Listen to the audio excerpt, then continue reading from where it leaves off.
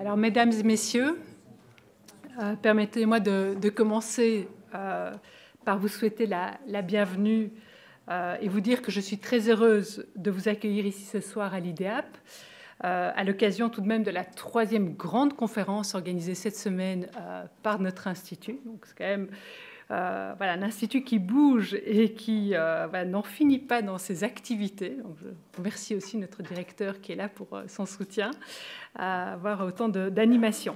Alors, c'est aussi un immense plaisir d'accueillir et de vous présenter notre oratrice de ce soir, la professeure Sophia Ranchondas, ainsi que le sujet de son intervention, l'empathie comme valeur de l'administration publique digitale.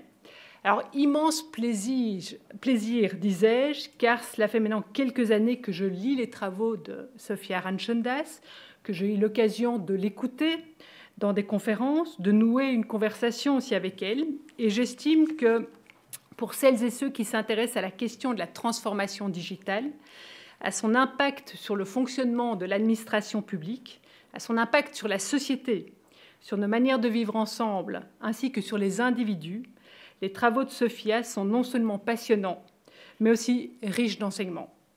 Je suis donc très heureuse que mon institut ait accepté de programmer cette conférence et que Sophia nous ait fait l'amitié d'accepter cette invitation.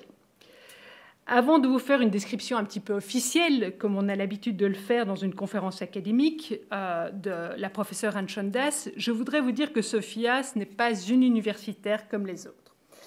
Sophia, c'est un petit peu la réincarnation de l'universitaire italien humaniste replacé au XXIe siècle.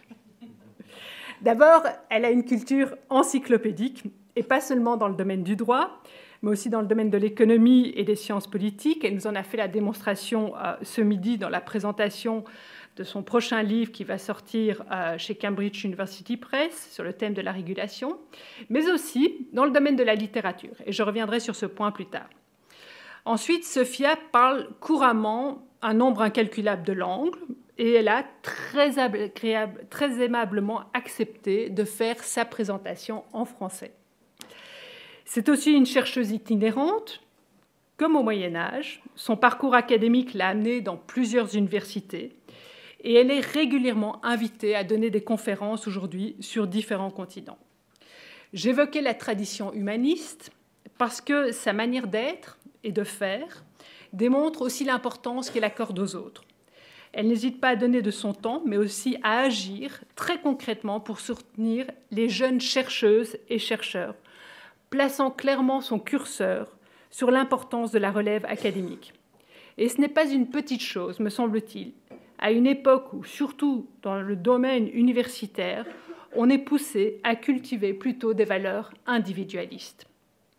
Enfin, et c'est la touche XXIe siècle, elle est pleinement dans son temps, Sophia. Si vous la suivez sur les réseaux sociaux, vous en apprendrez ainsi beaucoup sur les livres, la littérature que j'évoquais tout à l'heure, toujours des conseils de lecture à faire pour l'été ou pendant les vacances. Si vous la suivez encore sur les réseaux sociaux, vous apprendrez aussi énormément de choses sur le vin et plus encore sur les glaciers. Sophia a une véritable passion pour la glace et dès que vous visitez une ville, allez regarder sur son profil pour voir si elle n'est pas passée par là. Et elle vous donnera alors des conseils sur les parfums, l'onctuosité, la qualité du service. Enfin, toute une série de choses finalement assez amusantes à découvrir. Alors, elle a encore un dernier péché mignon, et elle me le disait tout à l'heure. Je lui ai dit, voilà, j'ai une petite surprise pour toi. Et elle m'a dit, ah, est-ce que tu as prévu de mettre empathie en chocolat ? Parce qu'elle adore le chocolat. Alors, ça tombe bien, elle est en Suisse. Et donc, on aura une petite surprise aussi pour elle à la fin de cette intervention. Donc, quand on sait tout ça, on n'est pas trop surpris que Sophia travaille en fait sur le thème de la vulnérabilité dans l'état numérique. Voilà, alors plus sérieusement, Sophia Ranchondas, qui est-ce ? Eh bien, c'est une professeure de droit administratif à l'université de Tilburg, aux Pays-Bas, et également professeure de droit, innovation et durabilité à la Lewis University de Rome. Après des études de droit au Portugal, elle est partie aux Pays-Bas rédiger sa thèse sur le thème des lois expérimentales dans le cadre d'une cotutelle entre l'université de Tilburg et l'université d'Anvers. Après sa thèse, Sophia fait des séjours de recherche aux États-Unis. Elle va notamment intégrer le prestigieux programme Information Society Project de la faculté de droit de Yale. Elle rentrera ensuite aux Pays-Bas, où elle sera chargée d'enseignement à l'université de Leiden, puis nommée professeure de droit administratif à l'université de Groningen. Et finalement, en décembre 2022, elle renoue avec son alma mater, l'université de Tilburg. Sur le plan scientifique, les recherches de la professeure Antje Das ont été couronnées de nombreux prix. Elle a notamment décroché en 2022 la prestigieuse bourse VIDI du Fonds national de la recherche des Pays-Bas pour son projet Vulnerability in the Digital Administrative State, lequel n'avait jamais été attribué, cette bourse donc, depuis sa création il y a 30 ans, à un projet de recherche en droit administratif. Elle est aussi une autrice prolifique. Elle a publié un nombre important d'articles de revue, de chapitres, de manuscrits, dont ce dernier livre qu'on attend pour septembre sur le thème de la régulation, revu dans une perspective de justice sociale. Alors, de manière générale, les axes de recherche de Sophia, si on parcourt sa bibliographie, finalement se déclinent autour de 3 grandes thématiques, qui ont toutes pour point commun le droit administratif, mais aussi l'innovation et les technologies numériques. Première thématique, qui relève donc du domaine de la régulation, c'est son intérêt pour les législations expérimentales, qui en fait ouvre sa carrière académique en 2014 avec la publication de sa thèse de doctorat. Depuis lors, sur ce thème-là, elle a écrit un certain nombre d'articles, contribué à des chapitres dans des ouvrages aussi collectifs qu'elle a même dirigés. Et cette thématique de l'expérimentation, elle ne l'a jamais vraiment quittée, puisque aujourd'hui, elle est remise au goût du jour dans notre environnement de plus en plus digitalisé, avec la promotion et parfois la mise sur pied de ce qu'on appelle des bacs à sable réglementaires, que ce soit des organisations internationales qui promeuvent ce type de développement ou encore des États.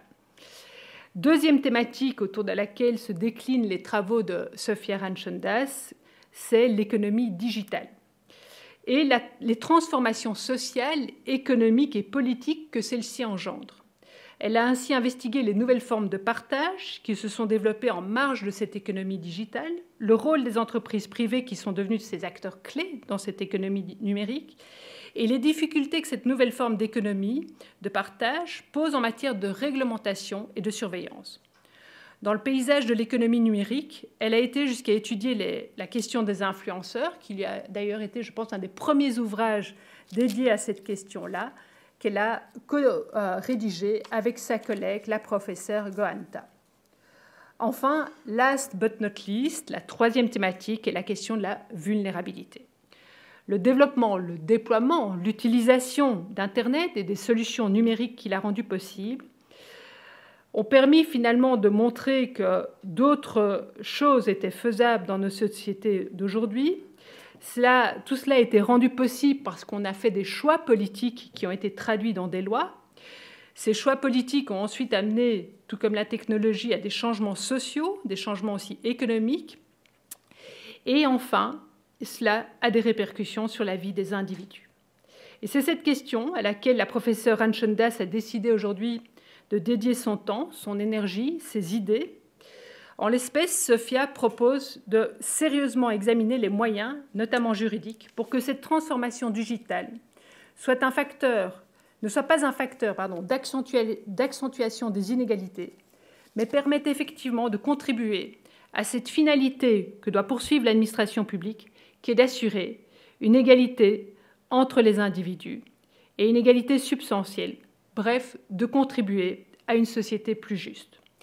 Je n'en dis pas plus, chère Sophia, je te cède maintenant la parole et comme le veut la coutume académique, à l'issue de cette présentation, nous ouvrirons la discussion avec le public pour un moment de questions et commentaires. Merci. Merci beaucoup, Sophie, pour tes mots. Je suis vraiment touchée. C'est un grand plaisir d'être ici aujourd'hui à Lausanne. Je remercie Sophie et l'Institut pour l'invitation. Et en tant que professeure de droit administratif, je suis consciente de la réputation, de la mauvaise réputation de mon métier. La vérité, c'est que les rapports avec le gouvernement ne sont jamais, ou presque jamais, associés au mot empathie. Malheureusement, on sait aussi que la majorité des étudiants ne décident pas d'étudier le droit grâce au droit administratif. Moi, je ne savais pas même que c'était le droit administratif. Je n'avais pas des parents avocats ou juges, donc pour moi, l'administratif, c'était quelque chose de ennuyeux, mais je ne savais pas vraiment que c'était. Donc, nos étudiants veulent plutôt imiter les grands avocats du droit criminel ou changer le monde avec le droit international et humanitaire. Surtout maintenant, avec toutes les guerres autour de nous. Cependant, je suis ici aujourd'hui pour vous montrer que nous pouvons faire aussi quelque chose avec le droit administratif. Parce que la vérité, c'est que le droit administratif, ce n'est pas seulement la bureaucratie. Le droit administratif est avec nous à partir du moment qu'on est né. On doit enregistrer les enfants à la mairie. C'est pas, en Suisse, on le fait, mais on doit enregistrer un enfant. Donc, c'est dès le premier moment de notre vie qu'il est avec nous. Et le droit administratif est le droit qui vit avec nous, mais c'est un droit qui doit être aussi un droit vivant. Sauf qu'en ce moment, surtout avec le numérique, ce droit n'est plus vivant. Ce droit perd de plus en plus la capacité de s'adapter à nos besoins, aux compétences diverses des citoyens et de comprendre aussi les limites des citoyens. Et c'est pour cela que ma recherche soutient que dans nos rapports avec l'administration publique, on a besoin de plus bienveillance, de plus empathie. Et je ne suis pas la première à le dire, mais j'espère que je suis la première à vous convaincre que ça c'est vraiment important. Et que ça c'est vraiment un pas dont on a besoin pour rendre le droit administratif un droit vivant. Je soutiens alors que l'administration publique en 2024 ne doit pas être réduite à l'efficacité, la transparence et l'égalité. Bien sûr que l'efficacité et la transparence sont des valeurs très importantes, mais servir le citoyen maintenant, c'est aussi travailler sur un droit administratif vivant et empathique. Et ce soir, je veux commencer avec une histoire. Comme Sophie vous a dit, vous a raconté, je travaille aux Pays-Bas, donc je commence avec une histoire hollandaise. Et je crois que les Hollandais ne sont pas connus par leur empathie.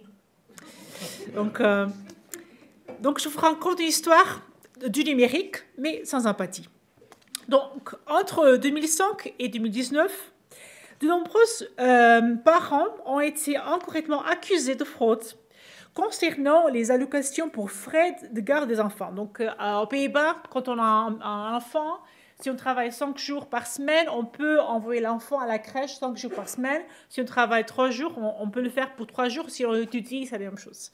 Mais on reçoit de l'argent du gouvernement et après, on paye la crèche. La crèche ou l'école maternelle, mais c'est surtout pour la crèche. Et donc, les parents avaient déclaré qu'ils travaillaient, par exemple, 2 jours par semaine, 3 jours par semaine, et ils avaient le droit de recevoir le même nombre de jours pour le paiement de la crèche. Et ce paiement est toujours proportionné à leur salaire. Sauf que quand on change de salaire, par exemple, il y a des gens qui travaillent en mois 20 heures, un autre mois un peu plus, donc on doit tous les mois dire au gouvernement, communiquer que notre salaire a changé. Et avec le numérique, donc il n'y a pas d'assistance, donc c'est tout avec un formulaire en ligne. Donc les familles ont reçu des lettres où était écrit que les familles avaient commis de la fraude et qu'elles devaient rembourser des milliers d'euros. Donc il y avait des familles qui ont reçu une lettre, ils devaient rembourser le gouvernement en plus de 30 000 euros, parce que si on commet une erreur, on doit rembourser tout ce qu'on n'a jamais reçu du gouvernement. Donc imagine qu'il y avait des gens qui ont fait une erreur de 60 euros et ont dû rembourser 60 000 euros. Oui, c'était comme ça aux Pays-Bas. Et le problème, c'est que la majorité des gens n'avaient commis de la fraude. C'était une erreur qu'ils ont fait. Mais le problème, c'est que ces gens étaient sur une liste. Donc, il y avait une liste noire aux Pays-Bas. Et donc, les gens, surtout ceux qui avaient une double nationalité, donc pas une double nationalité, pas la deuxième nationalité n'était pas la nationalité allemande, ou française, ou suisse. C'était, vous pouvez imaginer le reste. Donc, certaines familles qui étaient sur la liste, quand quelqu'un faisait une erreur, bam, l'algorithme disait fraude, fraude, fraude, il y a risque de fraude. Donc, elles étaient attrapées par le système. Et le problème, c'est que certaines familles ont traversé des situations dramatiques parce que quand on doit payer au gouvernement du jour au lendemain 60 000 euros, ça c'est lourd. Et beaucoup de familles ont même perdu leurs enfants parce qu'ils n'avaient pas l'argent pour payer leur loyer, pour l'hypothèque. Il n'y avait plus d'argent. Donc, la sécurité sociale hollandaise a trouvé qu'il y avait des familles qui étaient trop pauvres pour avoir des enfants. Donc, les enfants ont été enlevés de leur foyer. Il y a quelques ans, des journalistes ont commencé à faire une investigation et ils ont trouvé que le gouvernement hollandais avait cette liste et avait ce système qui ciblait les citoyens avec une double nationalité. Donc, les résultats, c'est que le gouvernement a publié un rapport, donc le Parlement a publié un rapport où c'était clair que le gouvernement avait ciblé certains gens. Après, le gouvernement a décidé, donc le président a décidé que bon, c'était le moment de reconnaître les fautes, mais comme vous le savez, on a élu une autre fois un gouvernement vraiment à droite.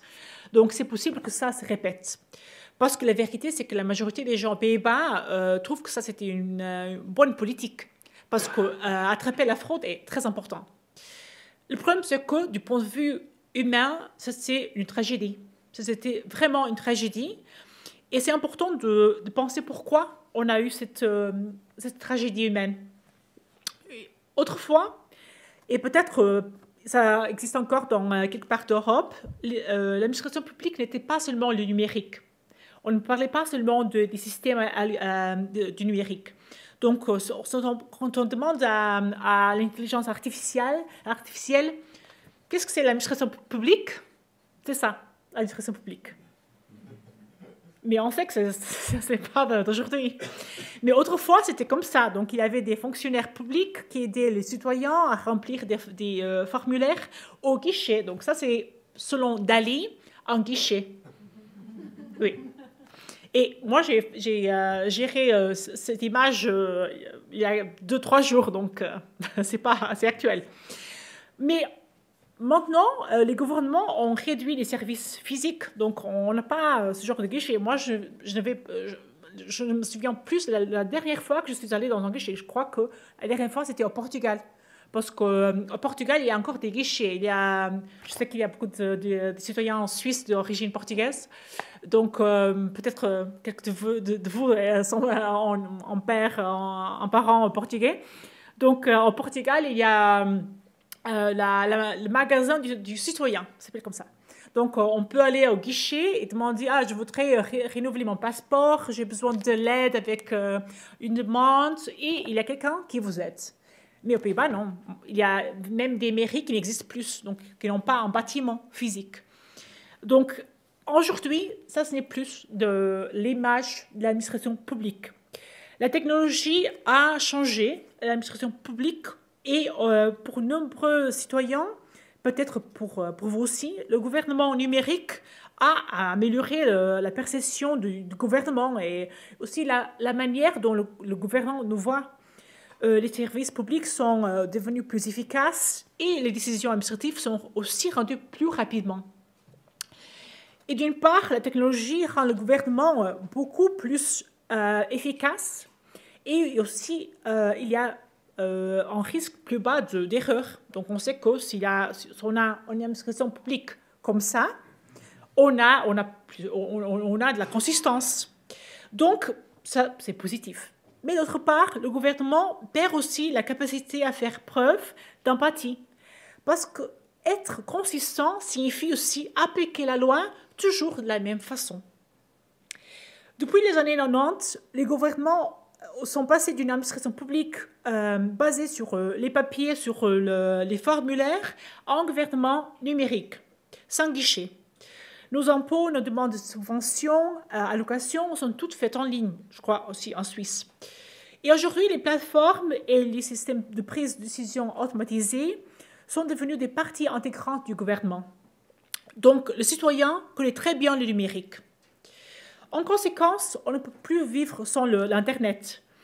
Et on l'utilise pour faire tout, pour régler nos litiges avec le gouvernement, pour déclarer les impôts, pour faire tout à la fin.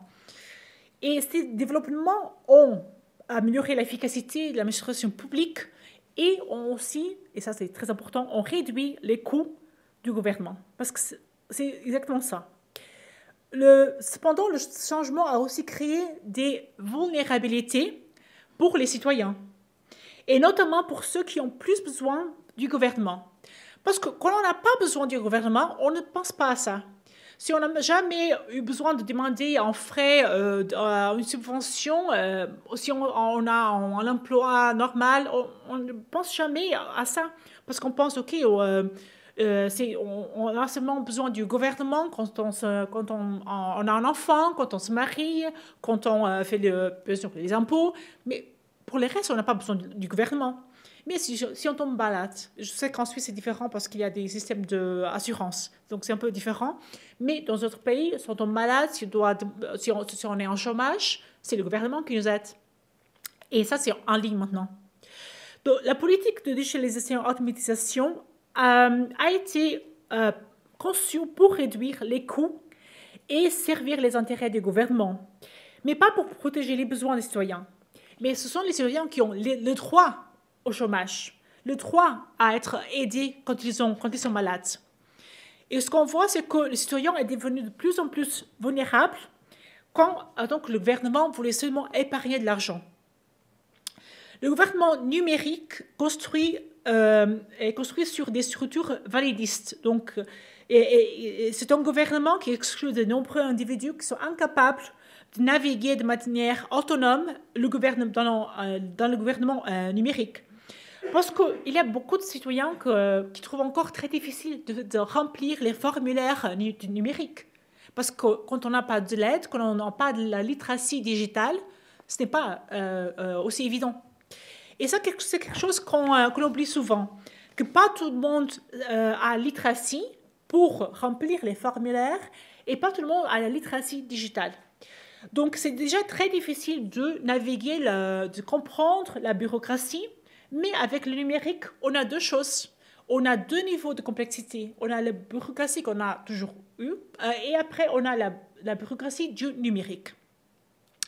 Avec l'autonomie, l'automatisation croissante, on observe souvent un passage de la flexibilité humaine, donc quand on est chez un guichet, vers un domaine plus rigide, régi par les règles des machines. Et cette transition a tendance à sacrifier la richesse des interactions humaines.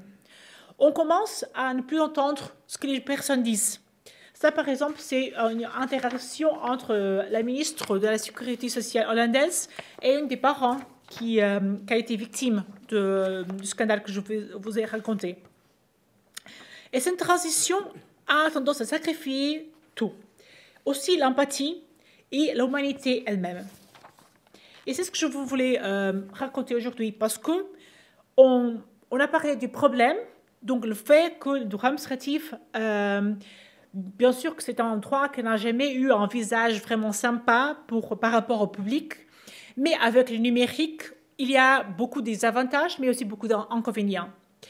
Et ce qu'on voit surtout, c'est qu'avec les changements récents du numérique, on voit que le fait qu'on a tout en ligne, c'est vraiment positif pour les gens qui savent engager avec le système numérique, les gens qui ont la capacité de faire, les compétences, mais en même temps, ça crée aussi la vulnérabilité numérique et la vulnérabilité administrative. Et ça veut dire qu'il y a des gens qui n'arrivent pas à exercer leurs droits par rapport à l'administration publique. Mais aussi, il y a aussi des gens qui sont ciblés par l'administration publique numérique. Et ça, donc on voit deux effets. Donc je vous propose de parler d'empathie comme valeur de l'administration publique et aussi comme solution. Et on sait que les valeurs publiques sont des idées fondamentales. En fait, les juristes ne parlent pas souvent des droits, des valeurs publiques, parce que c'est plutôt une discussion de politicologie et des gens de public policy. Mais les valeurs publiques sont très importantes pour le droit administratif et aussi pour le gouvernement en général. Parce que les valeurs sont des idéaux fondamentaux, les principes, ou même de considérations éthiques qui sont au cœur de notre société. Les valeurs sont des critères d'action et aussi les critères d'action pour l'administration publique. Parce que l'administration publique n'existe pas sans action.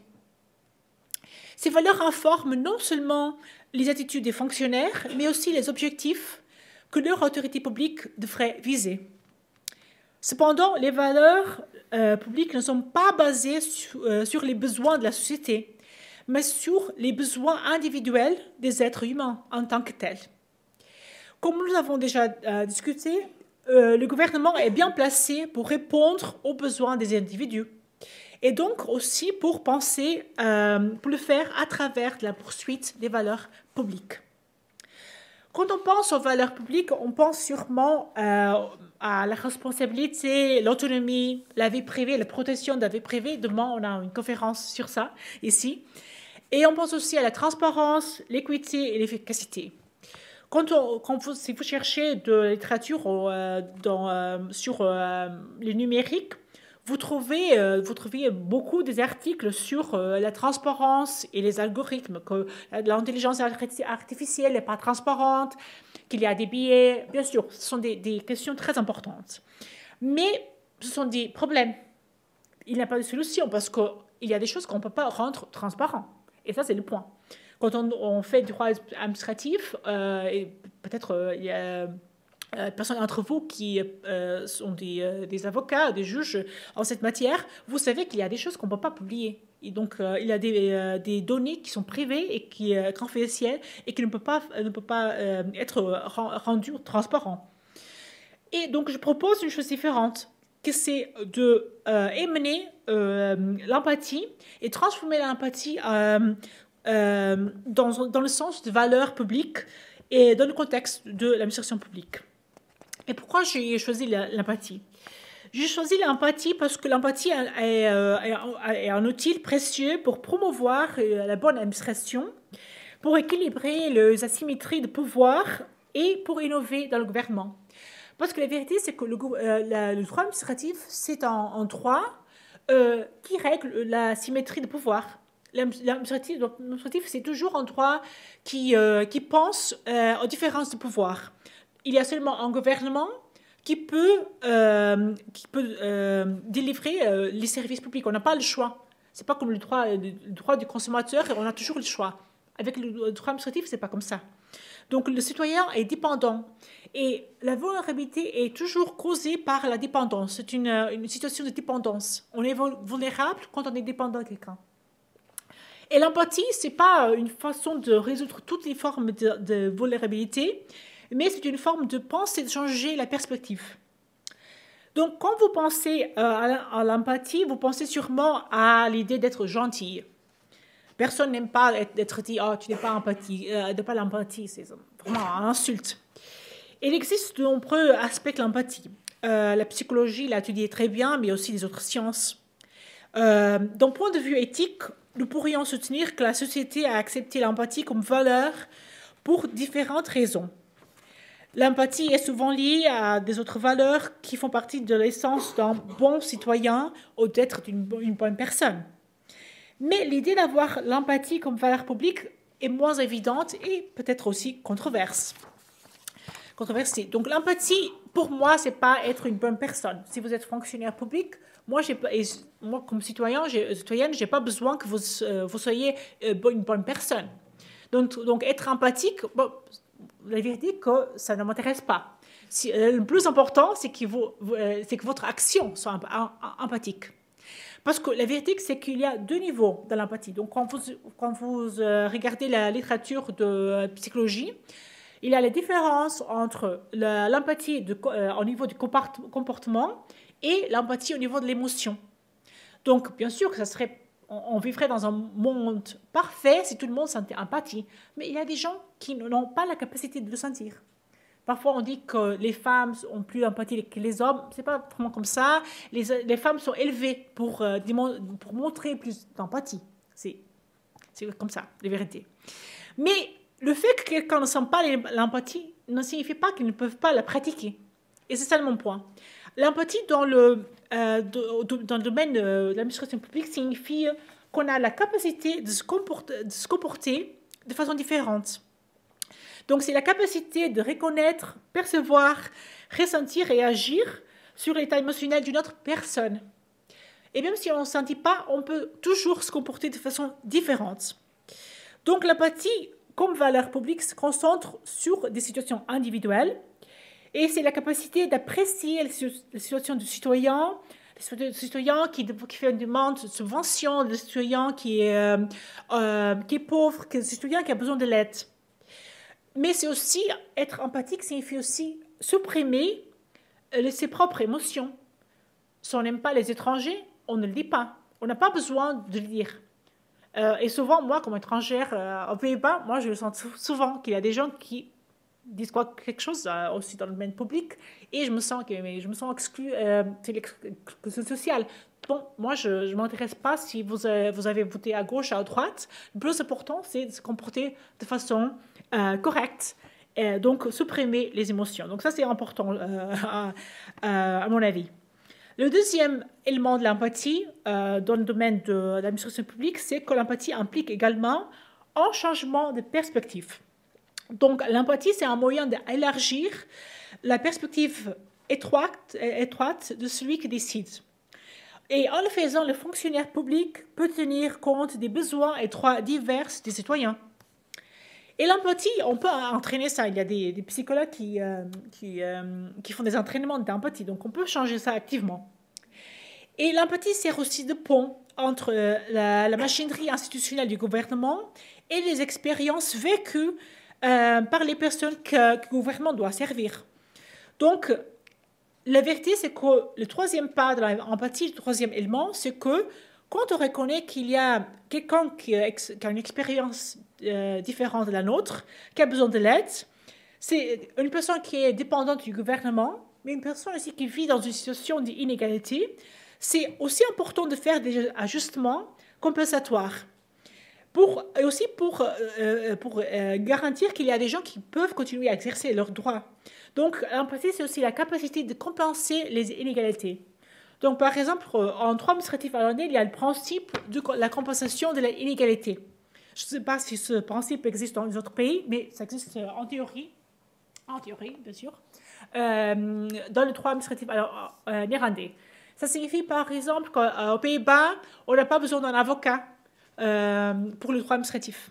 On ne paye pas des frais pour aller au moins en première instance pour la cour administrative. Donc, il y a des petites choses qui aident le citoyen. Si le citoyen fait une erreur, mais des erreurs limitées, le juge peut corriger l'erreur. Donc, il y a ce principe. La réalité est un peu différente, mais il y a ce principe qui essaye d'aider les citoyens. Et ça, c'est un principe d'empathie, selon moi. Mais il faut élargir ce principe. Parce qu'il y a des autres contextes où on ne pratique pas l'empathie et on ne corrige pas, on ne compense pas les inégalités entre le citoyen et le gouvernement. Donc, plus généralement, ce qu'on peut dire, c'est que l'empathie a été présentée par plusieurs personnes et aussi a été présentée dans le cadre de la bonne administration. La bonne administration a un principe aussi, un groupe de principes. Je sais qu'il y a des pays où la bonne administration n'existe pas comme telle, donc c'est beaucoup plus visible dans les pays d'influence germanique. Je ne sais pas ici en Suisse s'il y a vraiment un principe de bonne administration.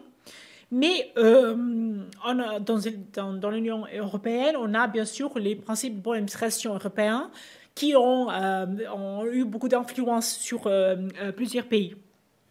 Et l'empathie peut également être utilisée pour promouvoir une gouvernance innovante, une bonne administration et pour redéfinir la pensée de la concession au sein du gouvernement. Et ça signifie, par exemple, qu'il y aurait plus de communication conviviale avec les citoyens, ainsi que les devoirs de soins et de diligence seraient plus importants dans le cadre de la bonne administration. Pendant la pandémie du Covid et les moments incertains, on a vu que les gens ont senti le besoin d'être plus écoutés, de sentir qu'ils étaient humains. Et c'est quelque chose que c'est important, que c'est vraiment au cœur de la bonne administration. Maintenant, on voit qu'il y a vraiment une tendance pour parler plus d'empathie. Même dans les pays qu'on sait qu'ils ne sont pas très empathiques, comme le Royaume-Uni, où on a un gouvernement assez froid, on dirait, on peut plus dire comme ça. Mais il y a beaucoup de gens qui disent mais c'est important de penser aux citoyens. Et que c'est important de donner plus d'empathie même dans le cadre du droit à l'immigration. Il y a même maintenant un ministre du bonheur. Donc ça c'est aussi un développement. Donc aux Émirats, donc il y a maintenant un ministre du bonheur parce que le gouvernement doit aussi penser au bonheur des citoyens. Donc ça c'est aussi un nouvel développement. Et aussi, encore au Royaume-Uni, il y a aussi l'idée qu'il faut vraiment adresser ce manque d'empathie. Donc, on verra comment ça marche.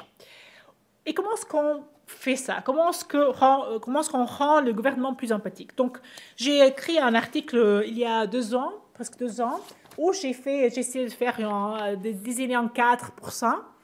Et j'ai dit dans cet article, j'ai soutenu qu'on peut le faire à 2 niveaux. Donc, ex ante, donc avant, quand on fait la concession du numérique, on peut se demander est-ce qu'on a vraiment besoin du numérique partout, pour tout? Peut-être qu'on n'a pas besoin pour tout. Parce que souvent, les solutions les plus faciles sont les solutions qu'on avait déjà. Donc, il y a parfois des situations où on nous dit on doit maintenir le guichet. Le guichet est important. Et on doit penser aussi s'il y a des alternatives. Bien sûr, si on a le numérique, on peut penser aussi si on peut utiliser le numérique pour aider les citoyens. Donc, par exemple, il y a maintenant des chatbots qui sont très, très efficaces. Ils n'étaient pas efficaces il y a 5 ans, mais maintenant, avec Generative AI, ils deviennent beaucoup plus efficaces. Donc, on peut aussi penser à ça. Mais on peut penser aussi à améliorer la littératie digitale des personnes. Ça, c'est aussi important. Surtout avec les citoyens plus seniors. Ça, c'est quelque chose où il faut vraiment investir sur ça. Où rentrent les plateformes plus accessibles. Par exemple, tout le monde sait utiliser Facebook ou Instagram. Tout le monde. Mais pas tout le monde sait utiliser les plateformes du gouvernement. Donc, ça veut dire beaucoup. Parce que Meta fait beaucoup d'investissements pour rendre les plateformes très accessibles. Et ça, c'est une matière aussi d'investissement. Et qu'est-ce qu'on fait après? Si on ne peut pas changer la concession du numérique, on peut toujours penser à ce qu'on fait après. Donc en France, par exemple, on a le droit à l'erreur. C'est un droit un peu théorique, je dirais, parce qu'en pratique, ça a une signification assez limitée. Mais l'idée est importante, parce que l'idée, c'est de pardonner les gens. Donc quand on fait une première erreur, le gouvernement doit pardonner les gens pour la première erreur. Parce que souvent, on ne veut pas commettre de la fraude. Donc, c'est une bonne idée, je crois. Et on doit penser aussi à la participation des citoyens, une participation plus élargie. Donc, pas seulement la participation au niveau des consultations, mais faire des participations où on parle avec des associations. Par exemple, dans mon projet sur la vulnérabilité, on travaille beaucoup avec des associations qui nous racontent des choses affreuses, qui disent que maintenant, il y a des gens qui font des demandes de subventions et ils doivent remplir 50 formulaires. Mais pourquoi? Ça, c'est difficile. Quand on doit déjà lutter contre la pauvreté, on doit encore remplir tellement des formulaires, c'est assez stressant pour les gens. Et ce sont des choses qui sont importantes parce que si le gouvernement parlait avec ces associations, les choses seraient un peu différentes. Mais bien sûr qu'il y a aussi beaucoup des arguments contre l'empathie. Parce que l'empathie est aussi, comme je l'ai dit avant, c'est un mot un peu controverse. Il y a des gens qui trouvent ça aussi une solution un peu vide. Donc, personne ne sait comment définir l'empathie. Donc, il y a milliers de définitions de l'empathie.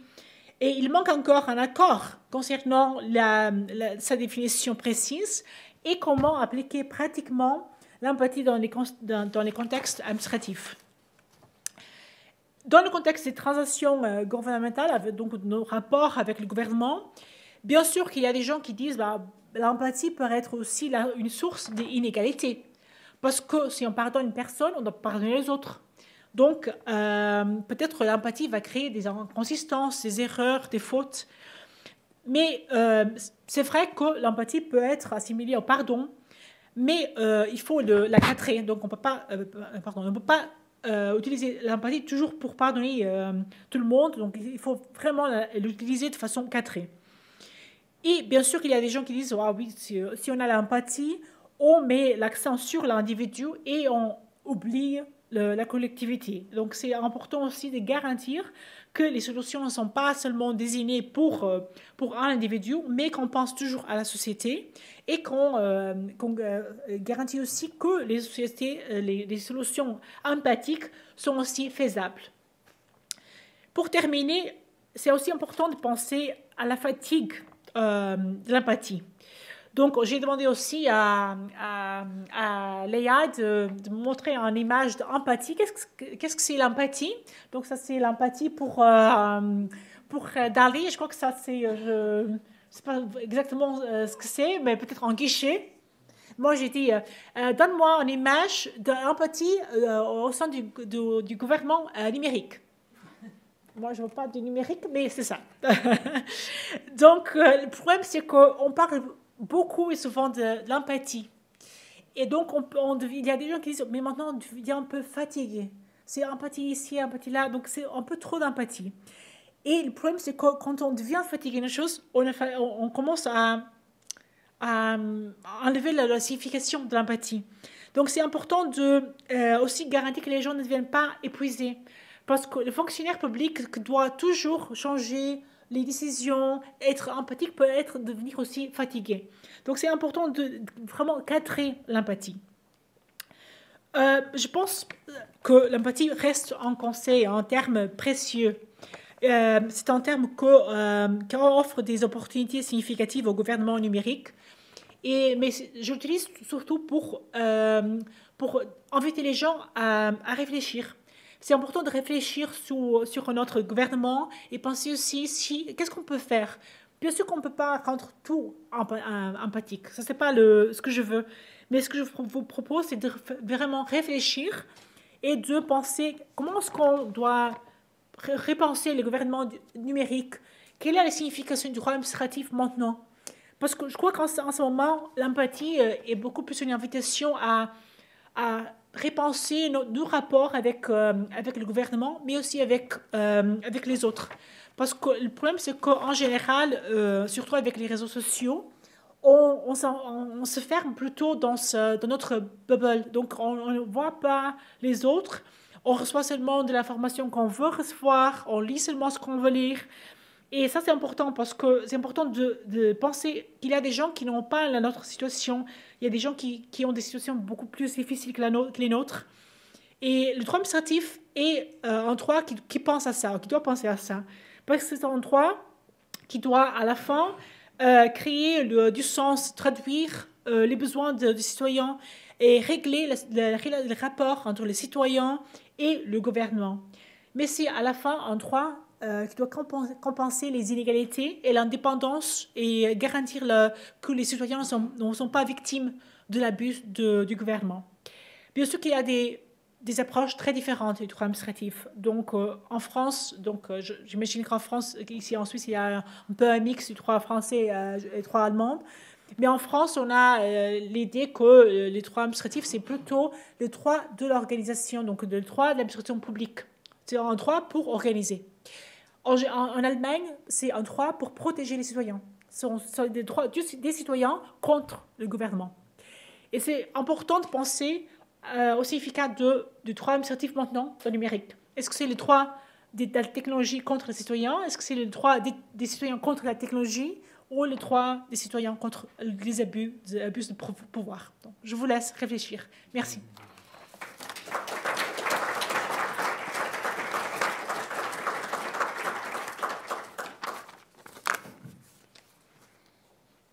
Merci beaucoup pour cette présentation très stimulante qui était agrémentée en plus de représentations produites, j'imagine, par Dali ou par image générative. On a eu des images assez amusantes. Merci. Moi, ça me faisait beaucoup penser au dessin de Skeuten dans la bande dessinée. Cet univers-là est très, très joli. Voilà, donc je propose maintenant d'ouvrir un moment pour les questions. Voilà, on va faire circuler le micro. Si je peux juste vous demander de vous présenter simplement votre nom, voilà, pour que la professeure Ranchandas puisse savoir à qui elle répond. Merci.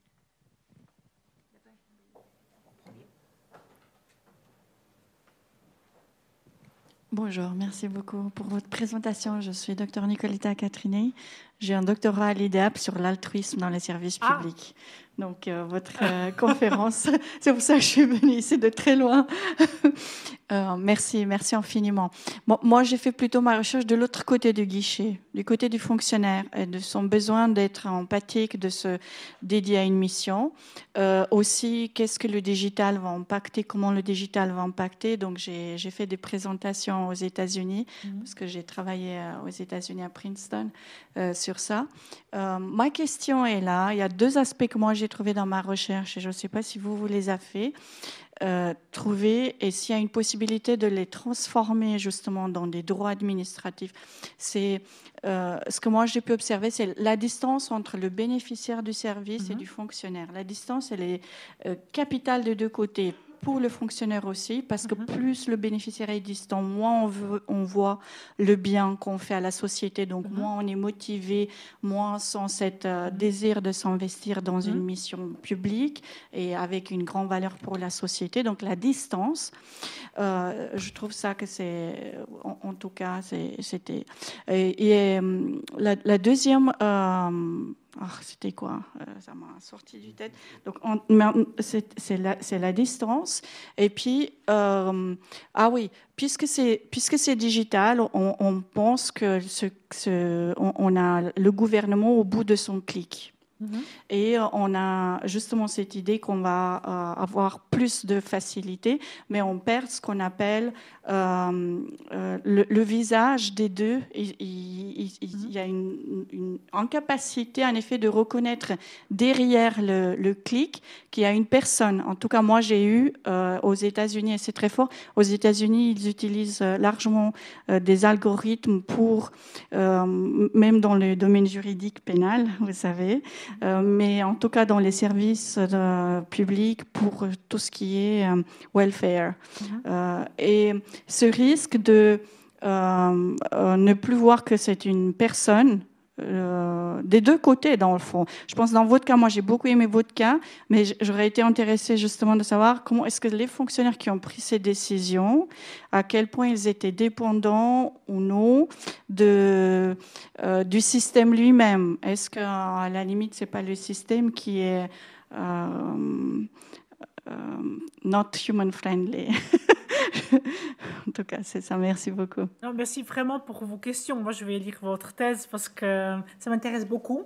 Donc, moi, je pense, quand je parle de l'empathie, moi, je parlais surtout sur du côté de citoyen, mais j'ai quelque chose aussi sur le côté des fonctionnaires. Parce que pour moi, si on considère l'empathie comme valeur publique, on doit le considérer pour les deux. Donc, pour le fonctionnaire et aussi pour les citoyens. Et je comprends bien pourquoi vous avez utilisé ça aux États-Unis, parce qu'aux États-Unis, il y a même de jurisprudence sur le côté du fonctionnaire. Parce qu'il y a eu un arrêt sur, je ne me souviens plus le nom de l'arrêt, mais c'était un enfant qui était tué par le père. Et les deux les personnes de la sécurité sociale américaine ont été, comment s'appelle le garçon, c'est le nom du garçon. Et après, le raisonnement du juge, c'était est-ce qu'on doit être empathique avec le père ou avec la sécurité sociale? Je crois que c'était à Wisconsin. Et le juge a dit on doit regarder les deux. Parce que bien sûr que le père avait des problèmes psychiatriques et tout ça, mais les deux officiers de la sécurité sociale, de Child Affairs, elle avait trop de travail. Et ça, c'était ça. Elle avait trop de travail, donc elle n'aurait pu faire d'autres choses parce qu'elle n'avait pas le temps. Je crois que le garçon s'appelle Shane, quelque chose comme ça. Et ça, cet arrêt est très important pour comprendre les deux côtés. Parce qu'on ne peut pas demander qu'on passe à attendre que le gouvernement est toujours là pour nous. Et ça, c'est le cas. Le problème, c'est qu'il y a souvent des cas où le gouvernement n'est pas là pour nous parce qu'ils n'ont pas ils ont coupé le coup. Donc, ils veulent épargner. Mais dans le cas de ce garçon qui a été tué par le père, c'était clair que le gouvernement n'aurait pu faire rien pour cet enfant. Donc ça, c'est très important parce que c'est vrai qu'on a pensé aux deux côtés et on a pensé à la distance. Donc c'est un point très valide parce qu'il y a des cas où il y a une grande distance et c'est vrai qu'il y a des personnes qui veulent maintenir la distance, mais l'entraînement des fonctionnaires publics, c'est aussi un entraînement qui favorise la distance parce que c'est important de ne pas se mêler dans la vie des personnes, de ne pas avoir l'influence des gens. Donc ça, c'est vrai, ça, c'est une partie d'entraînement des fonctionnaires publics. Et je crois que vous avez aussi raison quand vous parlez aussi du visage, du fait on ne voit pas le visage. Donc, je crois qu'ici, c'est important de faire la distinction entre les situations où on a des systèmes presque complètement automatisés. Il y en a beaucoup, parce que même avec la prohibition de la RGPD, et on a bien sûr des décisions à l'Union européenne qui ne sont pas totalement automatisées, mais elles sont automatisées parce que les fonctionnaires n'ont pas le temps de changer les décisions. Ils reçoivent une liste des résultats et bam. Donc il y a human in the loop, mais la vérité c'est que le human ne fait rien. Donc il croit à ce qu'il voit. Aussi parce qu'il n'a pas le temps de le faire. Donc ça c'est important de ne pas oublier ça. Et j'aime bien que vous avez posé des questions des Pays-Bas. Parce que il y a dans des rapports sur le scandale, on lit ça. Donc il y a une personne qui a donc on sait ce qui se passait parce qu'il y a une femme, une juriste des autorités fiscales néerlandaises qui a écrit une lettre où elle racontait ce qui se passait. Et donc la politique néerlandaise c'était donc la hiérarchie disait on doit tout ça, c'est information publique en tout cas. On doit attraper les gens des Caraïbes parce qu'ils ne font que des enfants. Ils ne font que des enfants. Et il y avait des choses encore plus pires, mais je ne vais pas le dire. Donc, c'était ça. Donc, il y avait les fonctionnaires n'avaient pas le choix parce que la politique était déjà faite comme ça. Donc, c'était une politique de racisme à la fin. Donc, cette juriste a écrit une lettre, je crois qu'elle a aussi envoyé une lettre aux médias, où elle racontait tout ça. Elle disait, moi, je ne crois pas que ces gens ont commis de la fraude, mais on n'a pas de choix. Donc, ce n'était pas la faute des fonctionnaires qui obéissaient les ordres, c'était plutôt la politique qui était définie ici. Donc, c'était le directeur de cette unité qui a décidé de faire comme ça. Donc, bien sûr que c'était une question des hiérarchies aussi, respect pour les hiérarchies. Donc, vous avez raison. Moi, j'aimerais vraiment lire votre thèse.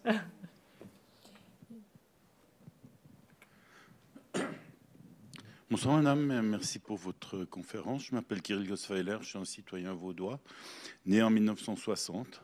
Je connais mal le Portugal, mais j'ai connu les guichets de l'administration vaudoise, communale, cantonale et fédérale. Je ne suis pas sûr que l'empathie, ou moi je parle souvent de bienveillance administrative, qu'elle était meilleure au temps des guichets. Quand on donne un délai de 10 jours pour réagir à quelque chose, quelqu'un qui n'a jamais reçu un document, on n'est pas empathique, que ce soit par Internet, par recommandé, par guichet, etc. Donc, est-ce que vraiment le numérique a serré les situations? Vous avez parlé des avantages et des désavantages. Le délit de sale gueule, il existe un peu partout. Vous parliez des couleurs, mais chez nous, à une époque, c'était les hippies, les punks, etc. Les problèmes de déplacement, ville-campagne, pour arriver à un guichet. Oui. Les horaires des guichets, ils sont jamais justes. Ou ils sont pas faits pour les usagers, ils sont faits pour l'administration. Qu'on puisse manger à midi. Internet, c'est ouvert 24 heures sur 24, 7 heures sur 7. Donc, bon, je vous entends avec grand plaisir, mais ça, c'est une chose. Et puis, vous avez parlé très rapidement de méta. Quelque part, les entreprises réussissent, alors je ne veux pas parler d'empathie, elles réussissent à être efficaces dans leur méthode de vente. Je ne dis pas que c'est bien, hein, mais au moins, on arrive au fin, au clic. Elles sont moins empathiques pour ce qui est du remboursement. Ça devrait être aussi facile. Disons, l'achat devrait être aussi facile que le remboursement.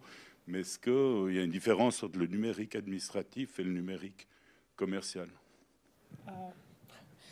Oui, mais merci beaucoup pour votre question et aussi pour partager vos expériences. Non, c'est vrai que moi, j'ai surtout critiqué le numérique, mais c'est vrai que le numérique nous a aidé beaucoup parce qu'avant, moi, quand on travaille, on ne peut jamais être au guichet avant les 5 heures du soir. Donc, c'est vrai que le numérique nous a aidé beaucoup.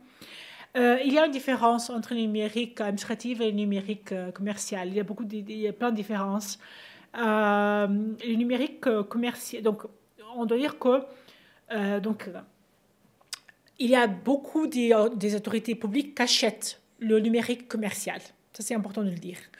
Et ça, c'est aussi la raison pour laquelle il y a aussi des problèmes de transparence. Donc, par exemple, la première... vous vous appelez Nicole? Nicoletta. Donc, Nicoletta peut parler des États-Unis et du fait qu'on utilise aussi des systèmes automatisés dans le système pénal. Et aux États-Unis, le problème, c'est que souvent, ils achètent ces systèmes des entreprises et après, ils ne peuvent pas publier le code parce que ce sont des systèmes commerciaux. Donc, il y a bien sûr des protections de propriété intellectuelle. Donc, les systèmes commerciaux qui sont achetés par les autorités publiques sont souvent plus avancés, plus faciles à utiliser. Les villes intelligentes le font très souvent. Et pas cher. Exactement. Ils ne sont pas chers, mais bien sûr, donc, ils sont plus faciles. Mais le problème, c'est que ces systèmes, surtout ces systèmes qui sont moins chers, ils ne sont pas transparents. Donc, si on a des problèmes avec ce système, on peut presque jamais gagner contre le gouvernement. Ça, c'est le problème. Et le deuxième problème, c'est que quand les autorités publiques essayent de développer leur système, et il y a aussi beaucoup des autorités publiques qui ont essayé de faire ça. Aux Pays-Bas, par exemple, le système dont j'ai parlé a été développé seulement par les Pays-Bas, donc par le gouvernement. Ce n'était pas un système commercial, mais c'était un système c'était un système assez basique. Donc, le problème, ce n'était pas la technologie. Parce que les Pays-Bas, en matière de fraude, ils utilisent même des feuilles Excel, donc c'est pas vraiment la technologie. Mais le problème, c'est que quand les autorités publiques essayent d'être plus transparentes, on va faire tout selon la bonne administration, elles n'ont pas souvent les moyens financiers pour développer des systèmes numériques très avancés et très faciles d'utiliser. Parce que créer un système user-friendly signifie investir beaucoup. Parce qu'on doit faire tester le système avec milliers de personnes. Donc, c'est assez cher. Donc, je dirais le numérique commercial est beaucoup plus développé. C'est plus facile d'utiliser, mais c'est aussi, il y a aussi des risques. Donc, ça, c'est le problème. Donc, dans le monde idéal, notre gouvernement devraient avoir un système développé par eux, un système transparent. Mais par exemple, aux Pays-Bas, c'est très difficile pour les ministères de trouver des informaticiens qui veulent travailler pour eux à leur prix. Donc ça, c'est le problème parce qu'ils sont mieux payés dans les entreprises. Donc ça, c'est aussi la limitation qu'on a. Ça, c'est très pratique, mais ça c'est la vérité que j'entends quand je parle avec des collègues. Donc ça, c'est les différences. Une différence pas très intellectuelle, mais c'est ça.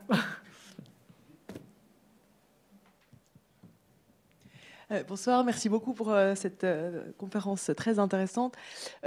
Question un peu juridique et un peu qui vise un petit peu à justement essayer de voir dans quelle mesure on n'a pas quand même déjà des principes qui sont un peu... Moi, j'ai un peu presque ressenti finalement le concept d'empathie comme une sorte d'englobant de différents principes juridiques qu'on peine parfois à appliquer, hein, mais qui pourraient finalement répondre à la question si on les appliquait correctement dans l'administration, le principe de la bonne foi, le principe de la proportionnalité, le pouvoir d'appréciation aussi pour individualiser finalement les situations et puis pas appliquer la loi de manière automatique à un groupe. Est-ce que finalement ce principe il permet de parler au grand public et à l'administration pour justement presque vulgariser ces notions et finalement mieux faire comprendre l'objectif final, ou finalement est-ce qu'il intègre ces notions, est-ce qu'il doit être appliqué en parallèle, ou est-ce que en fait ça lie pas et puis c'est quelque chose qui va plus loin. Merci beaucoup.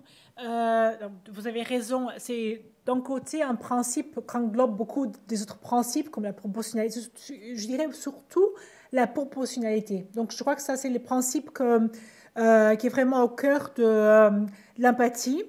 Et bien sûr on a après la bonne foi, le pouvoir d'appréciation, l'égalité bien sûr, l'égalité matérielle. Mais je crois que l'empathie est quelque chose en plus. Parce que tous ces principes sont des principes avec un caractère assez formel. Et l'empathie nous donne une chose en plus, que c'est changer de perspective. Demander aux gens, si je suis citoyen, je dois penser comme un fonctionnaire. Si je suis un fonctionnaire public, je dois penser comme un citoyen. Et ça, c'est quelque chose qu'on n'a pas vraiment dans les autres principes.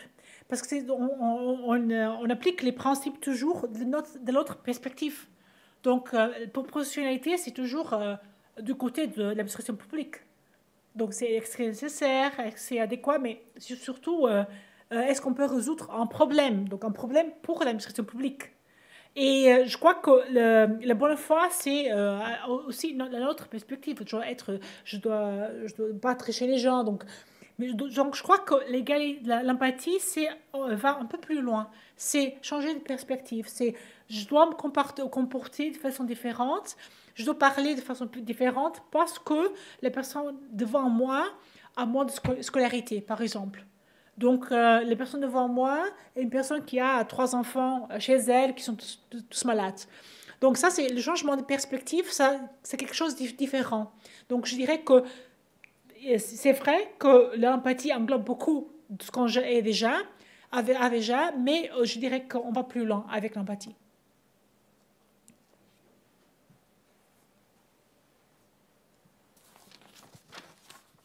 Merci beaucoup pour votre présentation. Je m'appelle Pascal, je fais ma thèse sur la question comment on peut rendre l'administration publique plus orientée vers le citoyen.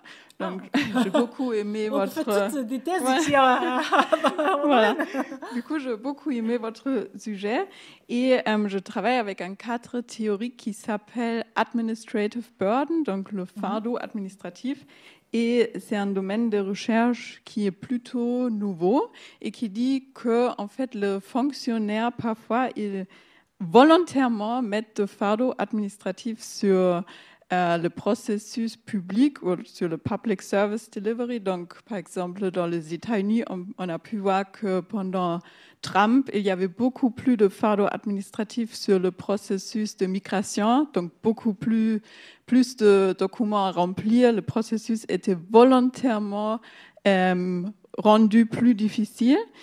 Et là, il y a des études qui montrent que, qui font des études sur les variables comme par exemple trait de personnalité, mais aussi attitude politique, et qui montrent que par exemple les fonctionnaires qui sont plus droites ont une tendance de mettre plus de fardeau administratif sur le processus public. Et donc ça, c'est un peu mon angle. Et là, mon question, c'était, est-ce que pour vous, la présentation, c'était plutôt un appel ou est-ce que vous avez une agenda de recherche et est-ce que pour vous, l'empathie, c'est vraiment un variable qu'on peut mesurer, on peut faire des études avec? Est-ce que c'est un trait de personnalité où vous voyez cette variable en comparaison avec d'autres, comme par exemple attitude politique ou trait de personnalité, par exemple. Merci. Merci beaucoup, Pascal. Je suis aussi ravie d'entendre qu'il y a une autre thèse ici à l'EDAP sur ça. Donc, tu as raison. Je connais aussi cette recherche empirique sur la position politique des fonctionnaires.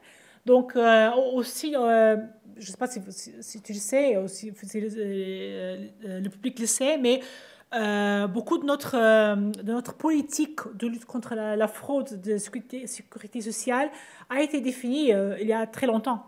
Donc, dans les années 50, 60, 70, aux États-Unis, on a décidé par exemple, d'investiguer plus souvent les femmes, par exemple. Parce que les fonctionnaires pensaient une femme qui a 2-3 enfants sans être mariée, c'est une femme avec sa morale. Donc, ce n'est pas une bonne femme catholique, chrétienne. Donc, on a eu donc, les fonctionnaires avaient cette perception. Donc, on a des études empiriques sur ça, sur la perception des fonctionnaires et comment ça change leur interaction avec les citoyens. Et en droit de l'immigration, on a des études, on a aussi au niveau de la sécurité sociale. Donc, ça, c'est vrai. Et je dirais que ce que j'ai présenté, c'est d'un côté, bien sûr, un appel, mais j'ai aussi déjà publié un article sur ça, sur l'empathie, il y a 2 ans. Je suis en train de finir un autre. Et l'empathie, c'est par ma recherche. Donc, j'ai un projet sur la vulnérabilité où l'empathie est vraiment part du projet parce que ce projet, donc, à la fin, ce sont 2 projets, un projet aux Pays-Bas, un autre projet en Suède. Et en Suède, on se concentre surtout sur les solutions. Donc, mes PhDs en Suède, ils cherchent à trouver des solutions pour le manque pour la vulnérabilité des citoyens en Scandinavie. Et donc, c'est vraiment partie de ma recherche. L'empathie, moi, je vois l'empathie un peu, pas vraiment comme une variable. Je ne sais pas si on peut l'utiliser comme variable parce que peut-être on peut la mesurer. Il y a un questionnaire, ça s'appelle le questionnaire de Toronto, où on peut mesurer l'empathie. Donc ça, on peut l'utiliser comme variable. Donc si tu veux, tu peux faire ça. Tu peux mesurer l'empathie. L'empathie surtout au niveau du comportement. Donc le questionnaire de Toronto fait ça. Donc on répond aux questions. Et après, à la fin, on découvre si on est empathique, on se comporte de façon empathique ou pas. Donc, c'est possible de le faire comme ça. Mais moi, je dirais, je préfère regarder l'empathie comme principe ou comme en 4.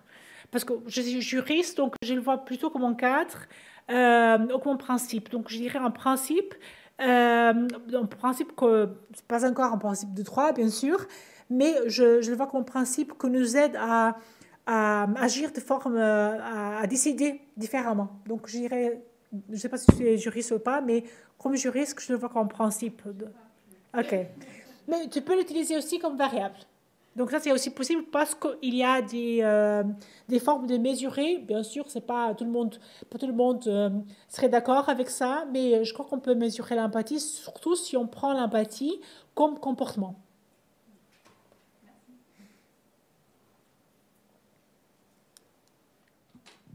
Oui, pardon.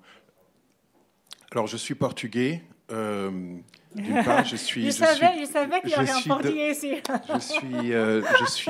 Je suis docteur en administration publique, mais surtout, je suis un praticien au croisement entre la digitalisation et la justice sociale au sein du Bureau international du travail. Ce qui me paraît... je me demande si l'empathie...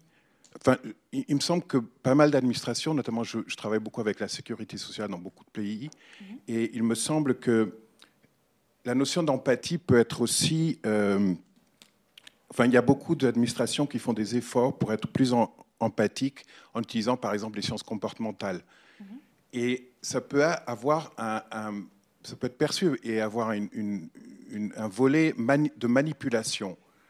Et je donne le cas de Robodebt en Australie, où, rapidement pour dire, enfin vous pourrez expliquer mieux, mais on a demandé à des gens qui avaient bénéficié de l'assistance sociale de rembourser pareillement ce qu'ils avaient reçu, parce qu'un algorithme avait décidé que l'argent, le salaire qu'elles avaient indiqué, le revenu qu'elles avaient indiqué n'était pas réel parce qu'il avait été comparé à d'autres bases de données. Automatiquement, des lettres avaient été issues. Ils ont dû rembourser et beaucoup n'avaient pas les moyens. Il y a eu des suicides, etc. Ça, c'est le premier point. Est-ce que ça peut pas être une... Ah, et dans les lettres qui ont été envoyées, ils ont utilisé les sciences comportementales pour, par exemple, effacer le numéro de téléphone que les gens pouvaient utiliser pour faire des recours, etc. Donc, ça, c'est la première chose. La deuxième chose, c'est que, justement, j'ai oublié. J'allais dire quelque chose sur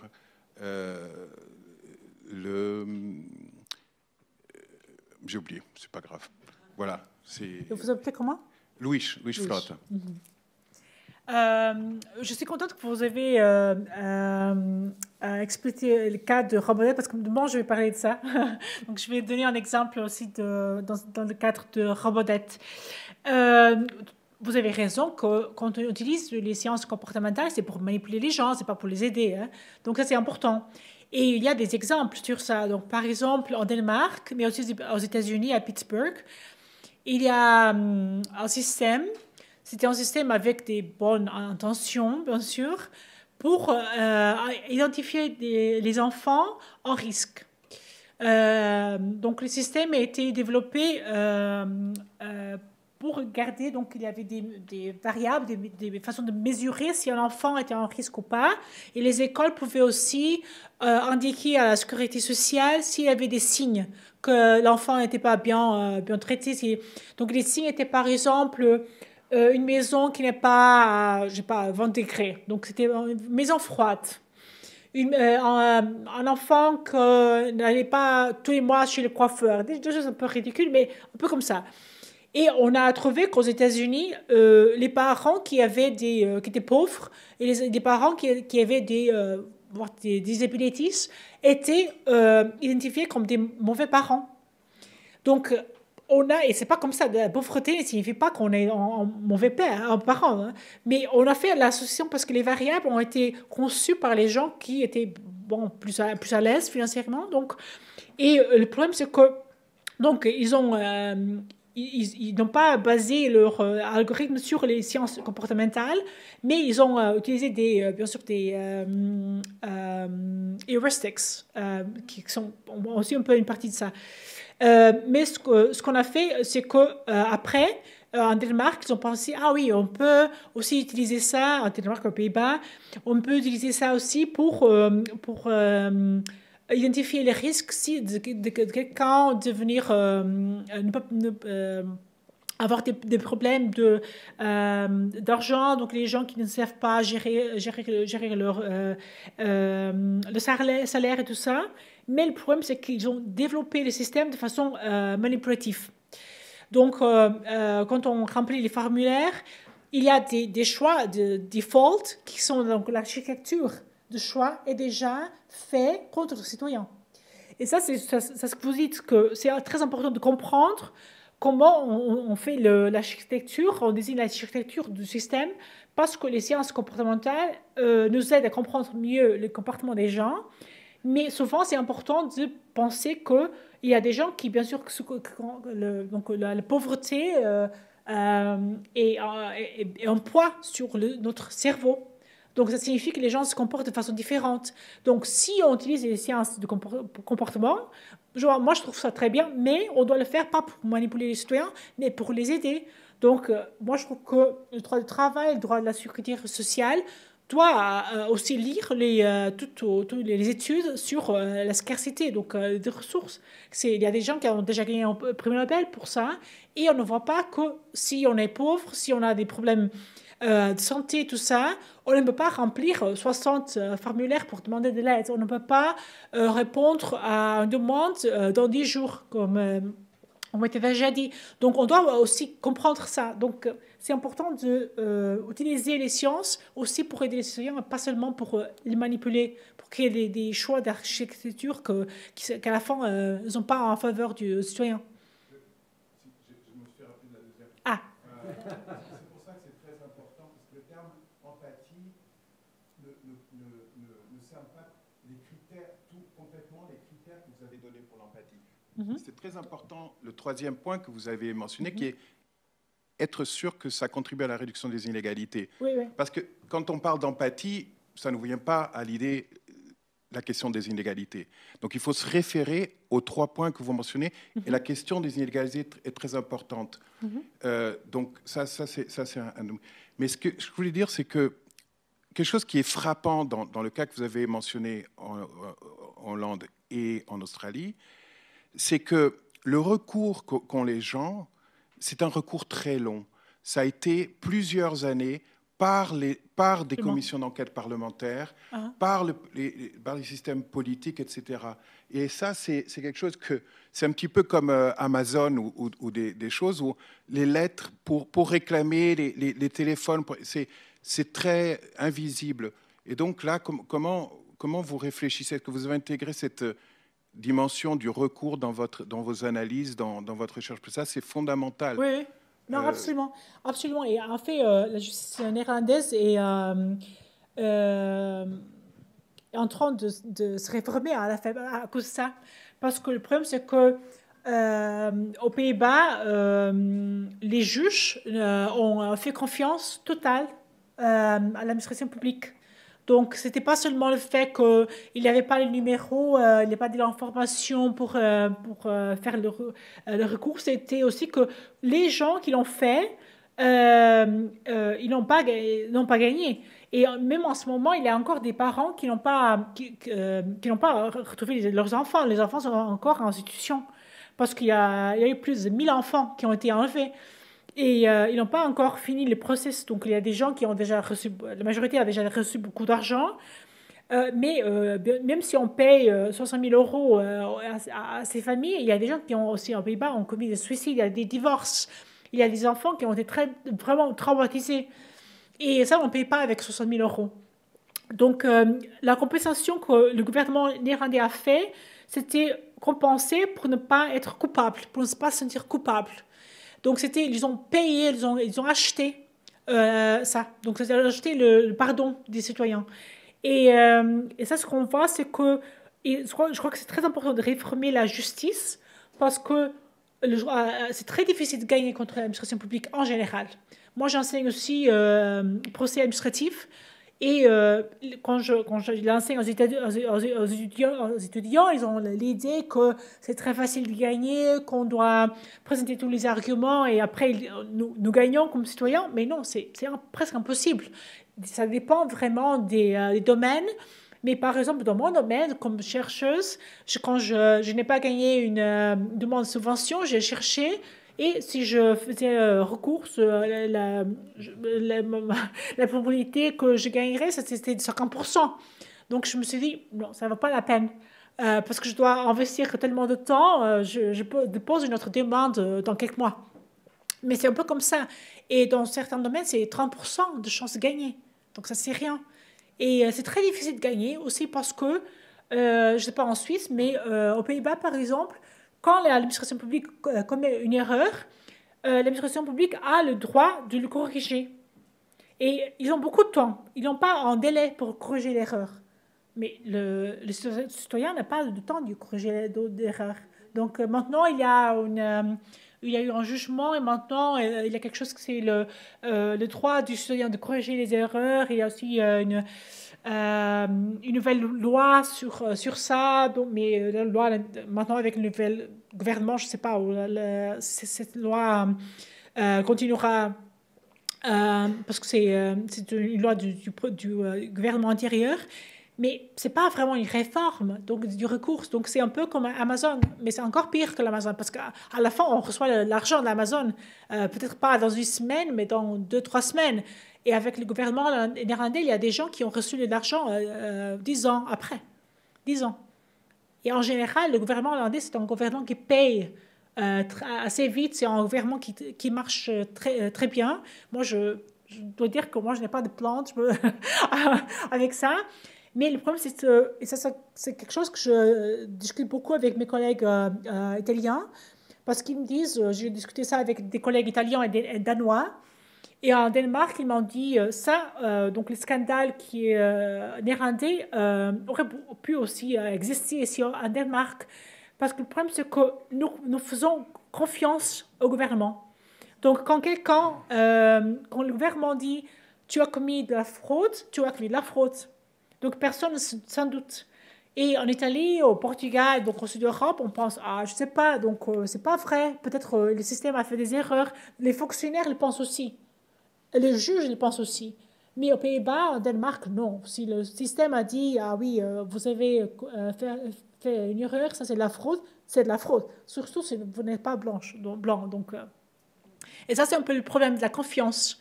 Quand on a trop de confiance dans notre gouvernement, bien sûr, c'est très positif d'avoir confiance, mais il faut aussi se doter, il faut aussi maintenir au niveau de critique. Quand on ne critique pas notre gouvernement parce qu'on trouve que notre gouvernement fait toujours tout très bien, ce genre de scandale continue à exister parce qu'il y a des autres scandales, je n'ai pas mentionné, mais à Rotterdam, il y a une autre. Donc, il y a plein de scandales, plein de choses comme ça aux Pays-Bas, mais aussi au Danemark.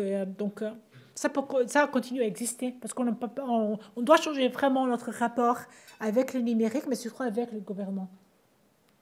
On va prendre une question sur les biens, puis après, je propose qu'on continue la discussion à l'apéritif pour les personnes qui ont des questions. Jacques Blanc, bonjour. Grand merci pour votre discours.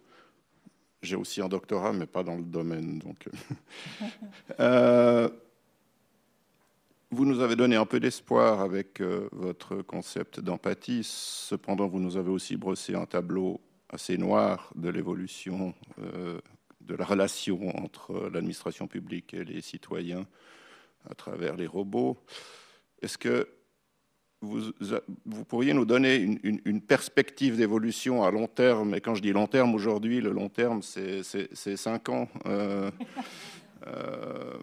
Yuval Harari a dit, alors c'est peut-être pas forcément la meilleure référence, mais il a dit là, il y a 2 semaines, dans 5 ans, l'humanité aura perdu la prérogative de la décision face aux robots. Peter Brabeck de Nestlé a dit, on a perdu le contrôle la semaine passée. Comment tout ça va évoluer? C'est-à-dire est-ce qu'il y a un espoir? Est-ce que c'est un combat d'arrière-garde qu'on doit mener aujourd'hui? Ou bien est-ce qu'il y a un espoir que l'empathie se perpétue au fil des prochaines générations? Donc, j'ai des bonnes nouvelles et des mauvaises nouvelles. Donc, il y a des études empiriques qui disent que cette génération des humains est moins empathique que l'intelligence artificielle. Donc, quand on fait le questionnaire de Toronto aux étudiants, les étudiants se révèlent moins empathiques que l'intelligence artificielle. Donc ça, c'est vraiment... ça me concerne beaucoup. Je me préoccupe beaucoup parce que, oui, ça c'est quelque chose. En même temps, l'intelligence artificielle, bien sûr, qu'on peut entraîner pour devenir extrêmement empathique. Donc, quand vous parlez, on parlait cet après-midi de ChatGPT, quand on parle avec ChatGPT est très empathique. Donc, on peut vraiment avoir une conversation très empathique. Il me dit, je suis désolée, Donc, c'est vraiment une conversation plus sympathique avec mes étudiants. Mais je crois que moi, je suis moins pessimiste. Moi, bien sûr que j'étais un peu dramatique aussi parce que je veux bien avoir une discussion avec vous, mais je ne pense pas qu'on va perdre complètement le contrôle au point qu'on ne sait pas les choses parce que peut-être il y aura beaucoup de choses qu'on ne sait plus, mais j'ai aussi encore d'espoir qu'on maintient le contrôle du point de vue de décision parce que ce que nous rend humain à la fin, c'est le pouvoir de décider, mais aussi le pouvoir d'avoir ce soft skills parce que l'intelligence artificielle n'a pas encore les mêmes soft skills que nous avons. Mais bien sûr que tout est en train de changer. Mais moi, je suis encore optimiste, donc je ne veux pas dire, je ne crois pas qu'on va perdre le contrôle, que les robots vont faire tout, parce qu'au XIXe siècle, on pensait aussi que tous les boulots allaient disparaître. Donc, on a déjà eu ce genre de division. Quand on étudie l'histoire de technologie, on a déjà eu ça. Donc, les ludites parlaient de ça déjà. Donc, ils avaient peur. Donc, moi, je ne veux pas être une ludite dans ce cas-là. Donc, je veux être un peu optimiste. Je crois que les technologies nous peuvent aider tellement. Et je ne crois pas qu'on va perdre le contrôle au point de perdre le contrôle sur les décisions. Donc, on doit maintenir ça, mais c'est aussi à nous de le maintenir. Donc, je ne sais pas si j'ai répondu à votre question. Mais... Voilà, donc merci beaucoup pour cette conférence avec une touche à la fin d'optimisme. Effectivement, alors moi juste un commentaire, c'est que finalement l'exemple que tu as donné avec les Pays-Bas et Syrie, c'est qu'on était aussi face à une administration qui avait des comportements racistes et la technologie finalement permettait aussi de cacher finalement un comportement qui était inacceptable. Oui. Donc ça permet aussi de dire, finalement, cette technologie, elle n'était que un miroir entre... Une apparence, objectivité. Voilà, exactement. Donc, c'est presque une instrumentalisation de la technologie. Oui. Donc, ce qui permet aussi de se dire, peut-être que, si la technologie, si on arrive à avoir des technologies avec des systèmes qui arrivent à avoir de l'empathie, peut-être qu'on pourrait corriger finalement les biais des humains qui font la politique en matière d'attribution d'aide sociale. Donc, voilà. C'est juste une petite réflexion. Alors, mais comme on est en Suisse et que j'aime le chocolat, évidemment, on a le plaisir de... Et puis, voilà, comme on est à l'IDEAP et qu'on fait quand même aussi un petit peu de recherche ici, on a beaucoup de recherche, un dernier manuel d'administration publique sur lequel je vais quand même te dire, il y a un chapitre sur les valeurs. Voilà. Je ne te dirai pas qui l'a écrit. Je ne sais pas. Par moi. Voilà. Merci beaucoup. Merci beaucoup. Alors, comme le veut la tradition, on vous invite maintenant à un apéritif.